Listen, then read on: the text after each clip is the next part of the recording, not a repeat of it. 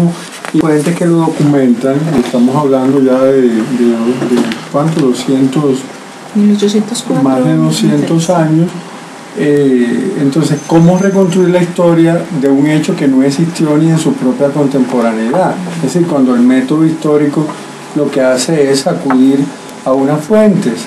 Entonces, ¿cómo escribir la historia de un pueblo iletrado, de un pueblo que no tiene escritura y que las únicas fuentes que tenemos son las fuentes en que ese acontecimiento y esa historia es negada?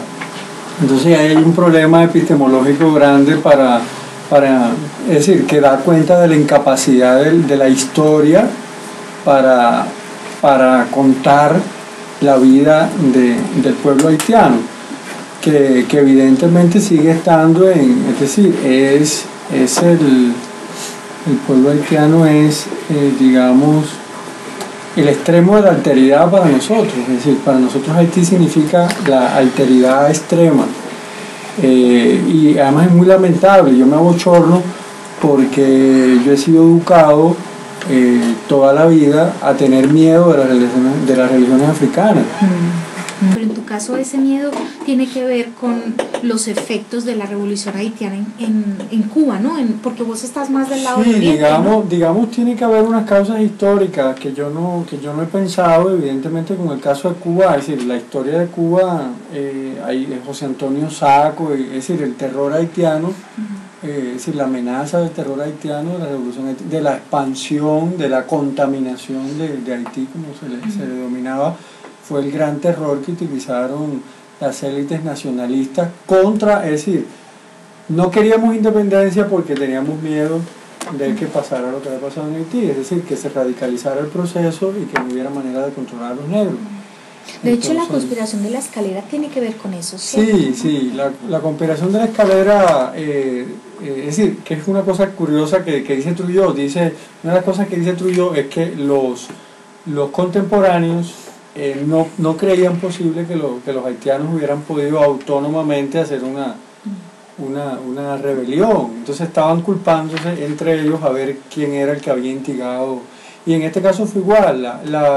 Se dice que la conspiración de la escalera fue un pretexto que se inventó el poder colonial en español en Cuba para reprimir a los negros, pero que no había una conspiración real. De todas maneras, hay una acusación contra el cónsul inglés en Cuba, porque bueno, el gran poder antiesclavista, que no era nada humanitario, sino era una necesidad de industrialización, y que ya ellos habían sacado cuenta y habían dicho, ya es más caro tener esclavos que no tenerlos. Es decir, el vapor es más barato, vamos a estar dando comida a estos negros, dándole para comer, y ya eso no nos da.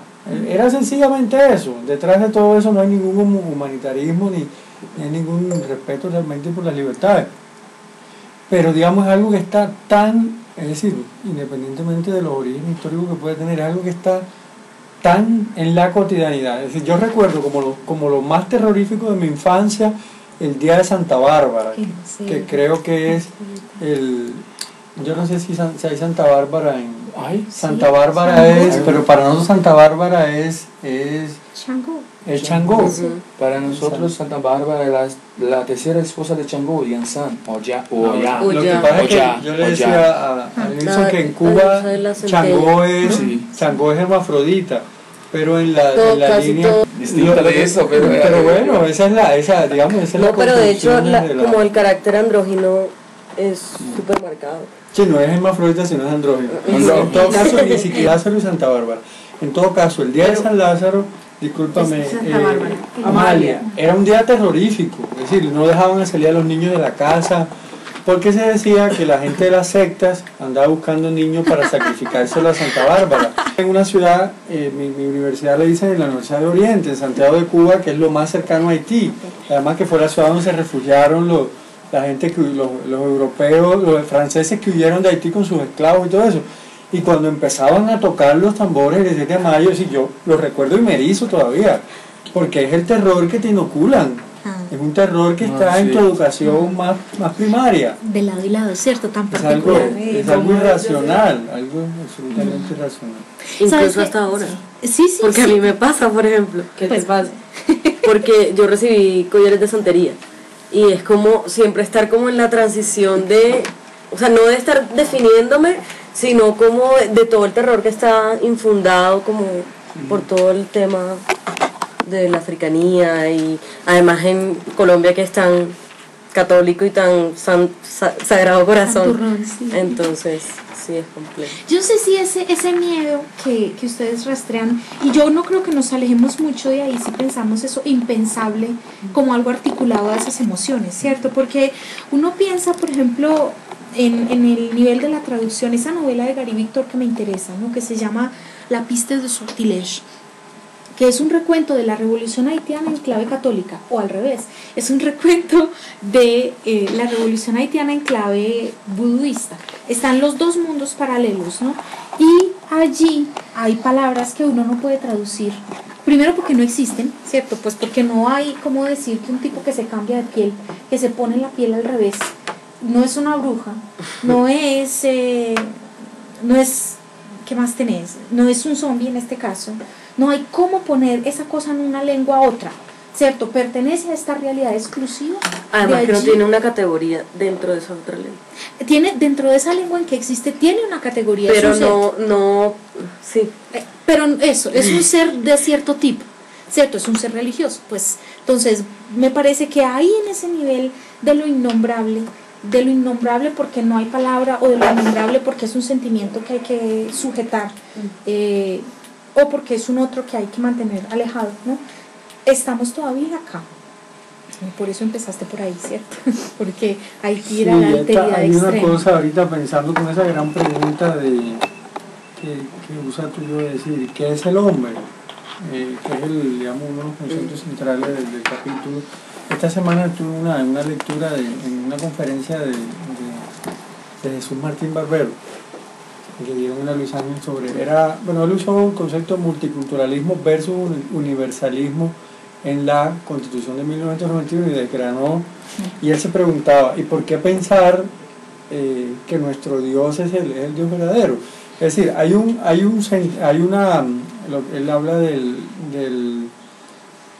bueno, no recuerdo cuál es la palabra que usa, pero es decir, esa unión entre el cristianismo y el marxismo. Es decir, ese mesianismo del judío mal, como dice él, donde, digamos, no es ni siquiera, es decir, ¿cómo racionalizar eso? Es decir, hay un poder instituido que hace prácticamente impensable la posibilidad de que cualquiera de las otras religiones tiene un Dios verdadero. Entonces, yo creo que eso está muy vinculado a ese concepto del hombre. Es decir, el concepto de hombre es un concepto europeo, es un concepto cristiano, es un concepto blanco, y es un concepto utilizado para justificar unos proyectos, ¿no? En ese sentido, iba a decir algo que era ese diálogo que él establece que él identifica entre la filosofía del Renacimiento, de la Ilustración, y las prácticas coloniales que se dan en la Ilustración, es decir, por la onda más o menos de Walter Miñolo en el lado oscuro del Renacimiento. Es decir, eso yo lo noto más adelante, digamos, qué tipo de relación se puede dar entre esa filosofía europea y el proceso de colonización. Es decir, en algunos casos se ha leído como una justificación de la colonización, en otros se ha leído como una exorcización de esa mala conciencia de la colonización, pero en todo caso, es decir, es muy cómico cuando él dice, y me recordó un hecho contemporáneo, el tema de que según él, para los plantadores y para todos los contemporáneos europeos era imposible y impensable la posibilidad de una rebelión. De una rebelión sí, pero de una revolución no. De una revolución, bueno, el tema de la rebelión también es, en algunos niveles es incluso poco probable. Hablan de que el negro es paciente, de que el negro no sé qué. Pero en relación los dos términos, ¿cierto? En relación de la dimensión. Sí, de hecho la revolución es un concepto totalmente europeo, ¿no? Es un concepto totalmente europeo, además porque la revolución haitiana se da casi paralelamente, ¿cierto? Unos años después A la a la Revolución sí. Francesa, a la Y es 1790 a 1791 a 1804. 1804. Entonces, digamos, si el parangón de revolución es ese, ¿cómo estos otros, estos negros, pueden pretender que tengan una revolución? Pero lo que quería decir era cómo en el discurso ellos niegan la posibilidad de ese hecho, pero todo el aparato represivo y legislativo, las normas, están dando cuenta de que esa represión sí existe. Entonces, es decir, lo niego porque si yo lo evoco, le estoy dando al otro un rango, un estatus de contendiente que el otro no quiero que tenga. Entonces, no, eso es imposible, ellos no se van a rebelar, pero todo el aparato represivo, toda la normatividad está dando cuenta del gran terror. Entonces es una mentira, una gran falacia que se está construyendo en el discurso, una cosa que es tan evidente en todas las medidas, pero que el discurso oficial intenta negarse. A ver, perdón, Sí, sí. un poco, digamos,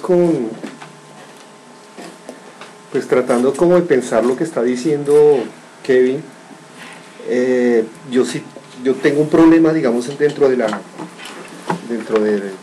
uno de los problemas que más me llamaron la atención del texto mismo fue que parece ser que esa idea de progreso que fue implantada, digamos, acá, de la cual nosotros somos herederos, ¿sí? O sea, pareciera ser que, a ver, hay dos personajes ahí súper importantes que hay que tener en cuenta. Uno es Bartolomé de las Casas y otro, digamos, en la época de la colonia, pues. Sí, creo que hay dos, Sí, siempre están hablando dos personajes ahí. Bueno, en la época de la colonia, pero después, años después, digamos, con estos tres cánones que presentaba Mónica a partir, digamos, de estas ideas de progreso, digamos que es el hombre, que es lo bello, que es el orden, sí, que es el Estado, digamos que son las ideas de la Ilustración por excelencia. Y básicamente hay unos personajes ahí que juegan, digamos, o sea, que menciona él mucho. Uno de ellos es Diderot. Rainal. Sí, también está Thomas Jefferson, pues en Norteamérica. Pues digamos que son hijos de la Ilustración acá. Pero en Europa básicamente Diderot, Voltaire, Rousseau. Entonces, y da ejemplos claros, digamos, de cómo ellos estaban concibiendo en un momento dado la esclavitud. Y viviendo de ella. Sí. Y Adam Smith, o sea, Ajá. digamos, el gran economista liberal inglés. ¿Ya? Bueno. Pero hay un problema ahí que me parece que se repite en los dos periodos, ¿sí? Y es tratar de pensar el problema de la esclavitud, por decirlo de alguna manera, ¿sí? Pero él lo presenta no como una reivindicación de la esclavitud, sino que al interior, digamos, de esa supuesta defensa o de esa supuesta abolición de la esclavitud no hay tal, o sea, eso es lo que yo entendí. Con el ejemplo, y me parece que Bartolomé de las Casas es clave ahí, y ese problema se repite también, digamos, en la época de la Ilustración. Se trata, digamos, en la época de la colonia, bueno, y trajo unas preguntas ahí, y es liberar, el